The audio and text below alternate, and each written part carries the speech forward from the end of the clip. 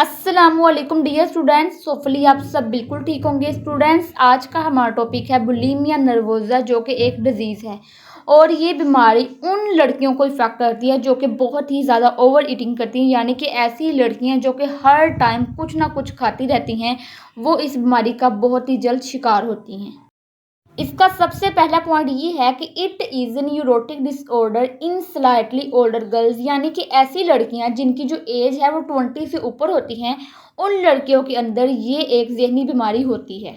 Bulimia nervosa की definition ये है कि it is characterized by bouts of over eating fattening food such as fried food और cream cakes, यानी कि ऐसी लड़कियां जो कि बहुत ही ज़्यादा ओवर ईटिंग करती हैं और वो फैटनिंग फूड यानी कि फ्राइड फूड और क्रीम केक्स को बहुत ही ज़्यादा खाती हैं, तो ऐसी लड़कियां बहुत ही जल्द बुलिमिया नर्वोसा का शिकार हो जाती हैं। तो आपने याद रखना है कि अगर आप बहुत ही ज़्यादा ओवर ईटिंग करेंगी और फैट फूड को बहुत ही ज़्यादा इस्तेमाल करेंगी तो आप बहुत ही जल्द बुलिमिया नर्वोसा की बीमारी का शिकार हो जाएंगी। आगे हमारे पास है सिम्टम्स कि इस बीमारी के क्या सिम्टम्स होते हैं। तो इसका सबसे पहला सिम्टम हमारे पास है सेल्फ इंड्यूस्ड वोमिटिंग, यानी कि आपको ज़बरदस्ती जो है वो उल्टी करनी पड़ेगी, क्योंकि आपने हर चीज़ इतनी खाई होती है कि जो आपका पेट है वो फटने वाला हो जाता है और अगर आप वोमिटिंग नहीं करेंगी तो आपकी डेथ भी हो सकती है। दूसरा हमारे पास है फास्टिंग, आपको रोज़े रखने पड़ेंगे। और तीसरा हमारे पास है परगेटिव्स, यानी कि आपको ऐसी मेडिसिन यूज़ करनी पड़ेंगी जिससे आपको वोमिटिंग होगी और ये मेडिसिन डायरिया कोज करेंगी। आगे हमारे पास है कॉम्प्लिकेशंस कि इस बीमारी की वजह से कौन सी मुश्किलात पेश आती हैं। तो इसमें सबसे पहला पॉइंट हमारे पास ये है कि द फ्रीक्वेंट वोमिटिंग, आप जब बार बार उल्टियाँ करेंगी, एंड पर्गिंग, और आपको जब मोशन लग जाएंगे, may cause physical effects including serum electrolyte imbalance. तो बार बार उल्टियाँ करने की वजह से और मोशन लगने की वजह से जो आपका सीरम है यानी कि जो आपका ब्लड है उसके अंदर जो इलेक्ट्रोलाइट है वो इम्बैलेंस हो जाएगा। आगे हमारे पास इसकी दूसरी कॉम्प्लिकेशन है फ्रीक्वेंट रिकरिंग इन्फेक्शन, और आपको बार बार इन्फेक्शन होगा। आगे हमारे पास है बुलिमिया नर्वोसा का ट्रीटमेंट कि इस बीमारी का इलाज क्या है। तो इसमें हमारे पास ये है कि the treatment of bulimia nervosa is to be prolonged, कि इसका जो ट्रीटमेंट वो बहुत ही ज़्यादा लंबा है। आगे इसका दूसरा पॉइंट ये है कि the initial treatment is to overcome the effects of weight loss and malnutrition, और बार बार उल्टियाँ करने से और पर्गिंग करने से जो उस लड़की का वज़न कम हो गया है उस पर काबू पाया जाए, और मेल न्यूट्रिशन यानी कि उसको ये कहा जाए कि वो बहुत ही कम फूड खाए और ओवर ईटिंग ना करे। आगे इसमें थर्ड पॉइंट ये है कि it is necessary to undertake the treatment in hospital under strict supervision. और सबसे इम्पोर्टेंट चीज़ ये है कि जो ऐसी लड़कियां जो कि बुलिमिया नर्वोसा की बीमारी का शिकार होती हैं, उनका जो इलाज है वो हॉस्पिटल में किया जाए और उनके ऊपर बहुत ही ज़्यादा सख्ती की जाए। आगे स्टूडेंट्स, हमारे पास जो दूसरी डिजीज़ है वो है पाइल्स, जिसको हम हेमोराइड्स भी कहते हैं। तो बवासीर की बीमारी को हम पाइल्स कहते हैं।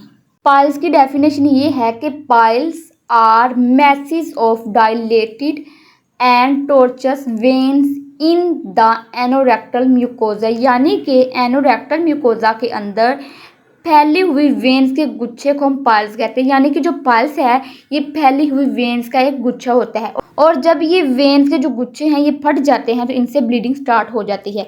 आगे हमारे पास है पाइल्स के सिम्टम्स कि इसके जो सिम्टम्स हैं वो क्या होते हैं। इसका सबसे पहला सिम्टम ये है कि these masses of piles make sometimes start bleeding during bowel movement. Bowel movements का मतलब होता है फीसिस मूवमेंट्स, यानी कि जब आपको पखाने लगते हैं तो ये जो मैसेज ऑफ पाइल्स हैं ये ब्लीडिंग स्टार्ट कर देते हैं।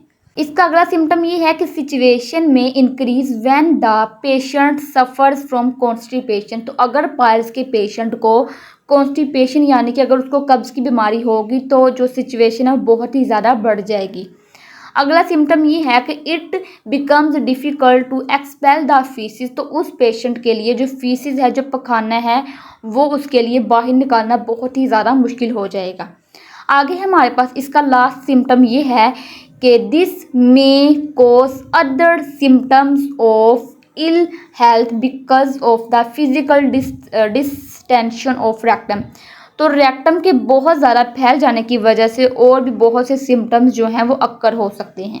आगे स्टूडेंट्स हमारे पास है ट्रीटमेंट के जो पाइल्स है इसका ट्रीटमेंट क्या होता है। तो इसमें हमारे पास ये है कि इम्प्रूवमेंट ऑफ द हाइजीन। तो पाइल्स के पेशेंट को अपने हाइजीन में इम्प्रूवमेंट लानी चाहिए, यानी कि उसको साफ़ सुथरी जो ग़िज़ा है वो इस्तेमाल करनी चाहिए। आगे हमारे पास ये है कि यूज़ ऑफ सॉफ्टनर फूड, उसको नरम ग़िज़ा जो है वो इस्तेमाल करनी चाहिए। आगे हमारे पास ये है कि the patients of piles are advised not to sit on hard seats. तो जो पाइल्स का पेशेंट है उसको ये नसीहत की जाए कि वो हार्ड सीट्स पे कभी भी ना बैठे। इसका लास्ट सिम्टम ये है कि जो हमारे पास पाइल्स की बीमारी है जिसको हम हेमोराइज कहते हैं, उसको समटाइम्स सर्जिकली भी रिमूव्ड किया जाता है। तो ये हमारे पास दो लास्ट डिजीज़ थी, एक थी हमारे पास बुलीमिया नर्वोज़ा और दूसरी थी पाइल्स। तो अगर आपको ये एज अ लॉन्ग क्वेश्चन आ जाए तो आपने इनको इसी तरह लिखना है। इंशाल्लाह आपको फुल मार्क्स मिलेंगे। ओके जी, अल्लाह हाफिज़।